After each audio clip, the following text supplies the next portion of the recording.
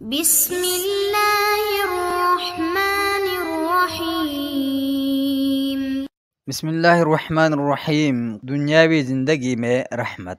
قرآن مجید انسانوں کے لیے کتاب ہدایت ہے۔ قرآن مجید کا ہدایت ہونا بھی رحمت ہے۔ اسی طرح قرآن مجید شفا کا نسخہ ہے اور قرآن مجید کا شفا ہونا بھی رحمت ہے۔ اس کے علاوہ قرآن مجید اہل ایمان کے لیے دنیاوی، برزخی اور اخروی زندگی میں کس طرح باعث رحمت ثابت ہوتا ہے، اس کی تفصیل مندرجہ ذیل ہے۔ نمبر 1، گمراہیوں سے حفاظت۔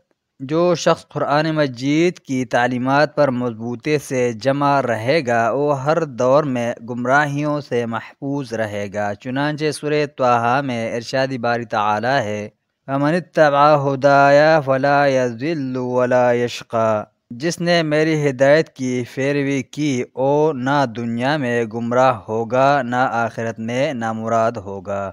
قرآن کریم کی اس آیت کے علاوہ معجم طبرانی کبیر میں حضرت جبیر بن مطعم رضی اللہ عنہ سے مروی ارشاد نبوی صلی اللہ علیہ وسلم ہے، خوش ہو جاؤ کہ قرآن مجید کا ایک سرا اللہ تعالیٰ کے ہاتھ میں ہے اور دوسرا تمہارے ہاتھ میں، اسے تھامے رکھو گے تو کبھی گمراہ ہوگے نہ ہلاک ہوگے۔ نمبر 2، زندگی کے فتنوں سے حفاظت۔ زندگی کے فتنوں میں سب سے بڑا فتنہ دجال کا فتنہ ہے اور قرآن کریم اس فتنہ دجال سے بھی حفاظت کرتا ہے۔ چنانچہ صحیح مسلم، سنن ابو داؤد و نسائی اور مسند احمد میں حضرت ابو درداء رضی اللہ عنہ سے روایت ہے کہ رسول اللہ صلی اللہ علیہ وسلم نے فرمایا، جس نے سورۃ کہف کی پہلی 10 آیات یاد کر لیں وہ فتنہ دجال سے بچا لیا گیا۔ یاد رہے کہ فتنہ دجال کے بارے میں نبی صلی اللہ علیہ وسلم نے فرمایا ہے، حضرت آدم علیہ السلام سے لے کر قیامت تک فتنہ دجال سے بڑا کوئی فتنہ نہیں۔